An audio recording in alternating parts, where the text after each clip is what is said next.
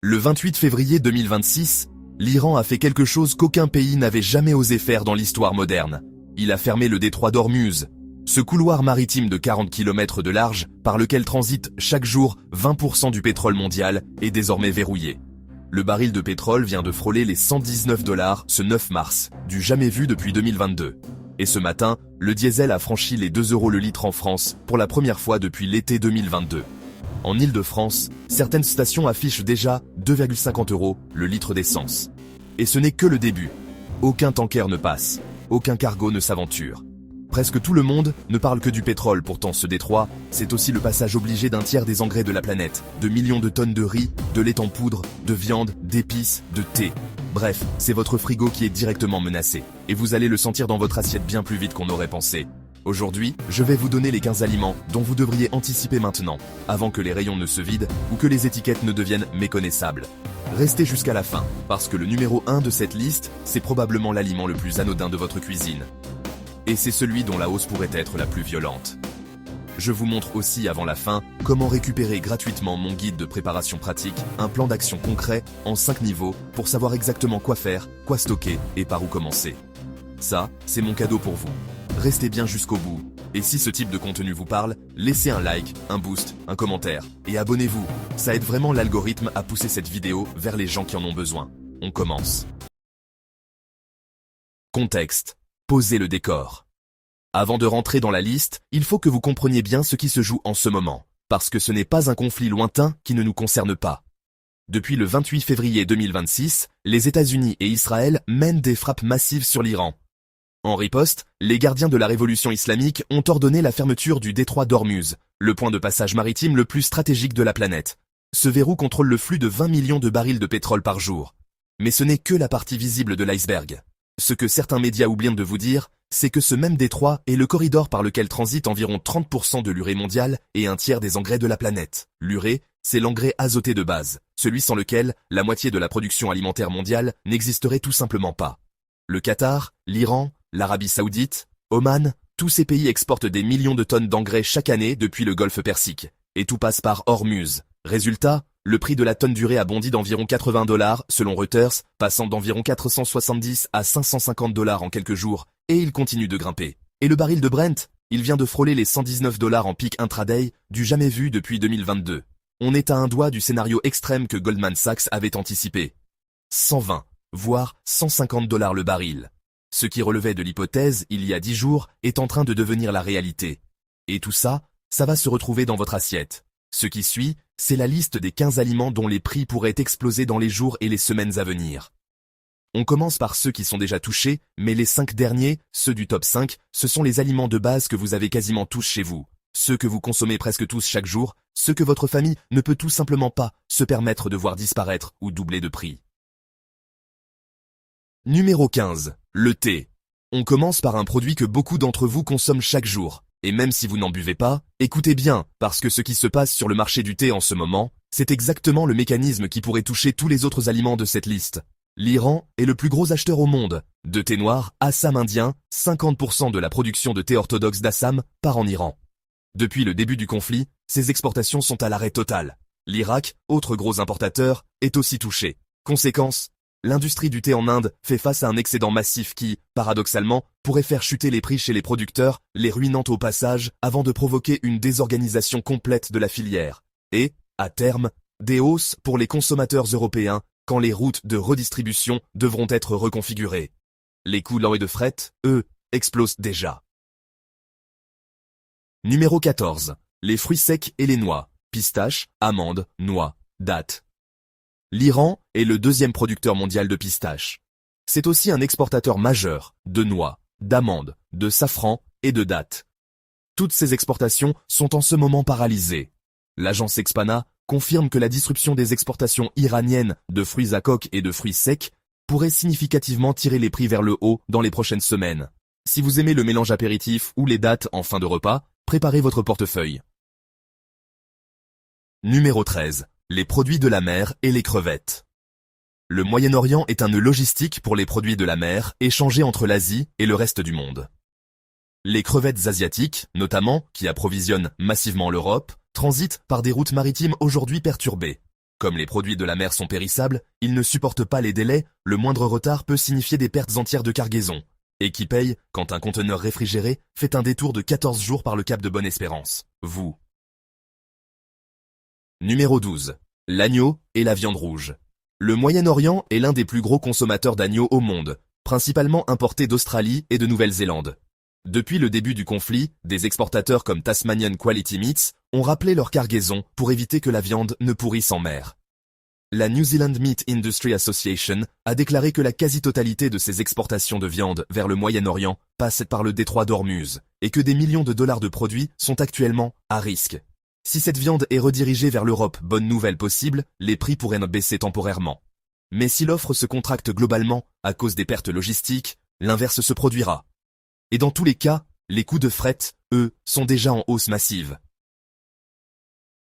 Numéro 11. Les produits laitiers, lait, beurre, fromage. La Nouvelle-Zélande exporte pour 1,8 milliard de dollars néo-zélandais de produits laitiers par an vers le Moyen-Orient. Le géant Fonterra a reconnu que la situation était hautement imprévisible. Par ailleurs, l'Iran est le 4e exportateur mondial de lait écrémé en poudre vers la région. Un double choc. L'offre d'export est bloquée et les routes d'import sont coupées. La poudre de lait écrémé pourrait connaître des tensions d'approvisionnement dans les semaines à venir, avec un impact en cascade sur les prix du beurre, du fromage et de tous les produits transformés qui utilisent du lait en poudre, c'est-à-dire à peu près tout, des biscuits aux plats préparés. Numéro 10. Le riz. L'Inde est le plus grand exportateur de riz au monde, et ses 5 premiers marchés pour le riz basmati sont tous au Moyen-Orient. Arabie Saoudite, Iran, Irak, Émirats Arabes Unis, Yémen. Depuis le début du conflit, les exportations de riz basmati vers l'Iran, qui représentent 25% du total indien, sont à l'arrêt quasi total, selon l'All India Rice Exporters Association. L'Irak, qui absorbe 20% supplémentaires, est dans la même situation. Ce n'est pas juste un problème régional, quand des dizaines de millions de tonnes de riz ne trouvent de plus preneurs par leurs routes habituelles, toute la géographie du marché se réorganise, et chaque réorganisation a un coût. Numéro 9. Le café. Le café ne vient pas du Moyen-Orient, c'est vrai, mais il voyage par bateau, et le bateau, en ce moment, coûte une fortune. Le pétrole a franchi les $100 le baril ce 9 mars. Les assureurs maritimes ont annulé les couvertures de risque de guerre dans le Golfe. Ce qui signifie que les primes d'assurance pourraient bondir de 50% à 100% selon le courtier Marsh. Des vendeurs de café, interrogés par la presse américaine, expliquent déjà qu'ils anticipent des hausses significatives, parce que le coût du transport maritime se répercute mécaniquement sur chaque tasse. Et n'oublions pas, le café était déjà à des niveaux historiquement hauts avant ce conflit, à cause des sécheresses au Brésil et au Vietnam. Ce choc énergétique vient s'ajouter à un marché déjà tendu. Numéro 8. Le sucre. Le sucre fait partie des cultures les plus gourmandes en engrais azotés. Et comme on l'a vu, la production du riz est directement affectée par le blocage d'Ormuz. Food Navigator classe le sucre parmi les denrées sensibles aux perturbations d'engrais. Si les agriculteurs ne peuvent pas se procurer d'engrais à prix raisonnable pour les semis de printemps, et nous y sommes en plein, les rendements de la prochaine récolte baisseront. Et des rendements plus bas, combinés à des coûts de production plus élevés, ça donne une seule chose, des prix en hausse dans les rayons. Numéro 7. La pomme de terre. Même logique que le sucre, la pomme de terre est une culture très intensive en engrais. La FNSEA, le premier syndicat agricole français, a exprimé publiquement ses grandes craintes face à l'inflation des prix des engrais et des carburants. La tonne du riz est passée de 464 € en octobre à 578 € en mars, selon TF1 Info, une hausse de 25%.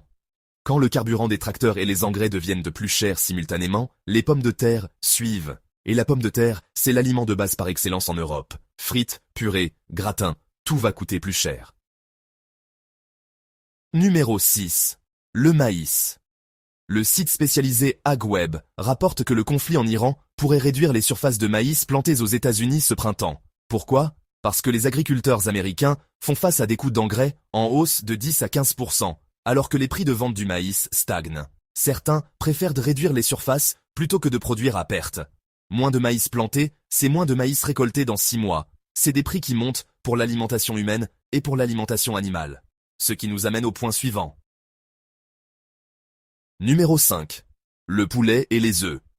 Le poulet et les œufs dépendent directement du prix du maïs et du soja, qui constituent l'essentiel de l'alimentation des volailles. Quand ces céréales deviennent plus chères, le coût de production d'un poulet ou d'un œuf augmente aussi. C'est un effet domino classique, et il est déjà en marche. S&P Global le confirme dans une analyse du 6 mars.